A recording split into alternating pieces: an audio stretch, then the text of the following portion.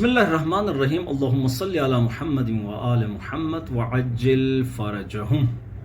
رسول اکرم صلی اللہ علیہ وآلہ وسلم کا ارشاد مبارک ہے، من انکر القائم من ولدی اثناء غیبتہ مات میتۃ جاہلیہ۔ رسول اکرم صلی اللہ علیہ وآلہ وسلم فرماتے ہیں، جس نے بھی قائم آل محمد کا انکار کیا، وہ قائم آل محمد جو کہ ہم اہل بیت میں سے ہیں، اثناء غیبتہ،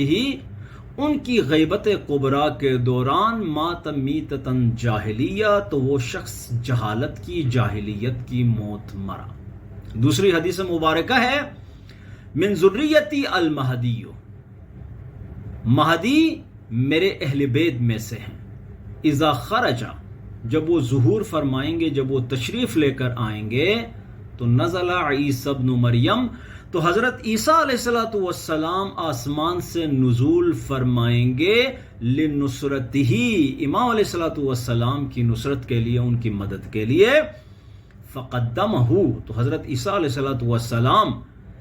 امام زمانہ عجل اللہ تعالی فرجہ کو آگے کریں گے، وصلی خلفہ، اور ان کے پیچھے نماز بجا لائیں گے۔ ان دو احادیث کے ضمن میں تین امپورٹنٹ پوائنٹس آپ کے سامنے رکھنا چاہتا ہوں اور آپ کو بھی دعوت فکر دیتا ہوں۔ ان تین پوائنٹس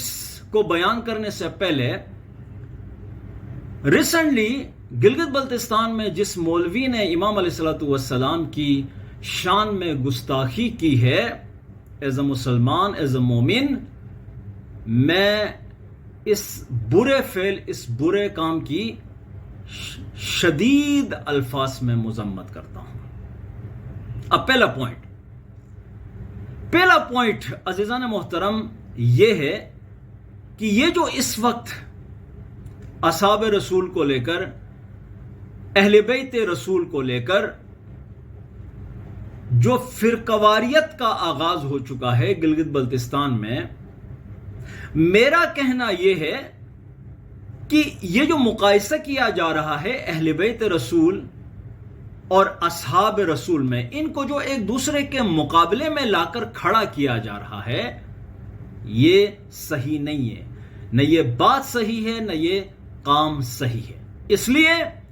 کہ اہل بیت رسول کا عند اللہ و عند الرسول ایک جدا، ایک الگ سٹیٹس ہے، اور جو اصحاب رسول ہیں ان کا ایک الگ اور جدا سٹیٹس ہے۔ اور آپ تاریخ کا مطالعہ کریں، آپ کو رسول اللہ صلی اللہ علیہ وآلہ وسلم کی زندگی میں کوئی ایسا واقعہ نہیں ملے گا کہ جس میں اصحاب رسول نے خود کو اہل بیت رسول کے ساتھ مقایسہ کیا ہو۔ اگر ہے تو آپ کمنٹ میں ذکر کریں، ہم بھی استفادہ کریں گے۔ تو بس پہلا پوائنٹ جو ہے وہ یہ ہے کہ اصحاب رسول اور اہل بیت رسول کے درمیان میں مقایسہ بنتا ہی نہیں ہے، یہ کام سرے سے درست نہیں ہے، یہ غلط ہے، یہ مقایسہ نہیں ہونا چاہیے۔ دلیل کے طور پر آپ سن لیں کہ دیکھیں، جب آپ نماز پڑھتے ہیں اور نماز میں اہل بیت رسول پر جب تک آپ درود و سلام نہیں بھیجتے تو آپ کی نماز باطل ہے، آپ کی نماز صحیح نہیں ہے۔ لیکن اصحاب کے حوالے سے، اصحاب رسول کے حوالے سے ایسی کوئی بات آپ کو تاریخ میں، احادیث میں نہیں ملے گی کہ جب تک آپ نماز میں ان کا نام نہیں لیں گے تو آپ کی نماز باطل ہے۔ یہ فضیلت صرف اہل بیت رسول علیہم السلام کے ساتھ مختص ہے۔ تو یہ پہلا پوائنٹ ہے۔ اس حوالے سے جو پڑھا لکھا طبقہ جو مجھے دیکھ رہا ہے، جو تاریخی مطالعہ میں دلچسپی رکھتا ہے، اس کے لیے دعوت فکر ہے کہ آپ اس نقطے کو لے کر جو ہے وہ آپ ریسرچ کریں۔ اگر کچھ نیا آپ کو مل گیا تو کمنٹس میں آپ ذکر کریں تاکہ ہم بھی استفادہ کریں۔ جو دوسرا پوائنٹ ہے جو کلیئرلی میں یہاں پہ بتانا چاہتا ہوں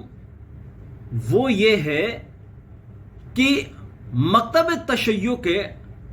جتنے بھی بڑے بڑے مراجع ہیں، جتنے بھی فقہا موجود ہیں، ان کا واضح فتویٰ اس وقت موجود ہے کہ مقدسات اہل سنت کی توہین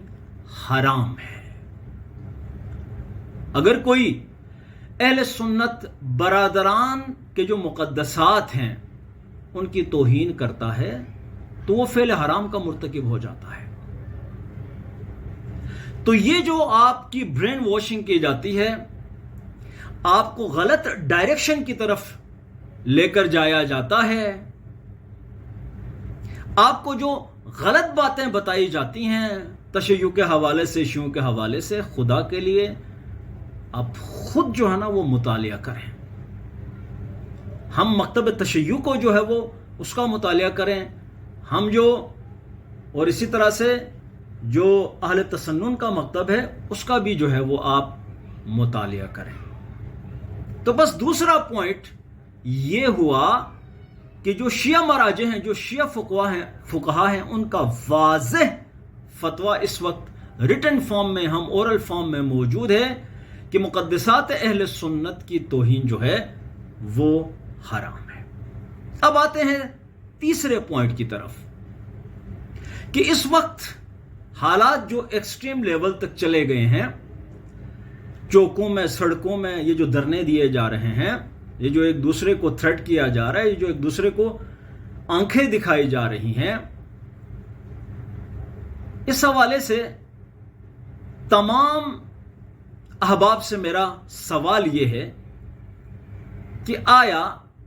اگر آپ ایک دوسرے سے لڑتے ہیں، قتل و غارت گری پر اتر آتے ہیں، لڑائی جھگڑے پر اتر آتے ہیں، فزیکلی خود کو مار دھڑ میں انوالو کرتے ہیں، تو کیا یہ اس مسئلے کا حل ہے؟ اس مسئلے کا حل نہیں۔ اگر آپ 200 سال بھی آپس میں لڑتے رہیں تو لڑائی جھگڑا، دہشت گردی، قتل و غارت گری، شدت پسندی، یہ اس مسئلے کا حل نہیں ہے۔ میری نظر میں یہ جو مسئلہ ہے، یہ جو مقدسات ہے اہل سنت، مقدسات ہے اہل تشیع، یہ جو ناموس صحابہ، یہ جو ناموس اہل بیت، اس سے ریلیٹڈ جتنے بھی ایشوز ہیں، اور یہ جو کور ایشو ہے، اس کا حل پبلک کے پاس موجود نہیں ہے۔ اس مسئلے کو صرف کے صرف جو ہے وہ علمی مباحثے کے ذریعے، وہ علمی مناظرے کے ذریعے اس کو ریزولو کیا جا سکتا ہے، اس کو حل کیا جا سکتا ہے۔ تو میری علماء حضرات سے بھی گزارش ہے کہ آپ بات بات پہ جو ہے وہ پبلک کو انوالو نہ کریں۔ پبلک کو انوالو کرنے کا کوئی فائدہ بھی نہیں ہے۔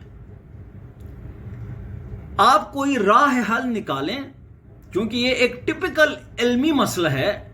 تو یہ علمی مسئلہ جو ہے اس کے لیے تخصص چاہیے، اس کے اوپر ڈیبیٹ کرنے کے لیے، مباحثہ کرنے کے لیے، اس مسئلے کو حل کرنے کے لیے بھی تخصص، اسپیشلائزیشن کی ضرورت ہے۔ اس فیلڈ سے ریلیٹڈ جتنے بھی متخصصین ہیں، اسپیشلسٹ ہیں، وہ آپس میں بیٹھ جائیں، وہ مناظرہ کریں، وہ مباحثہ کریں، وہ پھر جو مقدسات ہیں اہل تشیع کے اور اہل تسنن کے،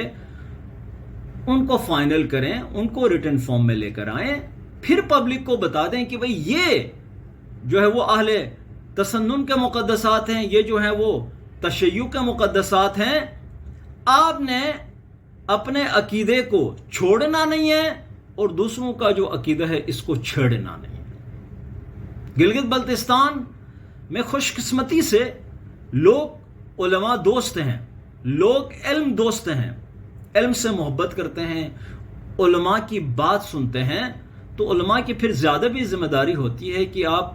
جو گلگت بلتستان کی بیچاری عوام ہے اس کو رائٹ ڈائریکشن دیں، اس کو حق کی طرف لے کر جائیں، اس کو سچ کی طرف لے کر جائیں۔ تو تیسرا پوائنٹ یہ ہوا کہ یہ ایک علمی مسئلہ ہے، علمی مسئلہ ہے، عوام کو انوالو کر کے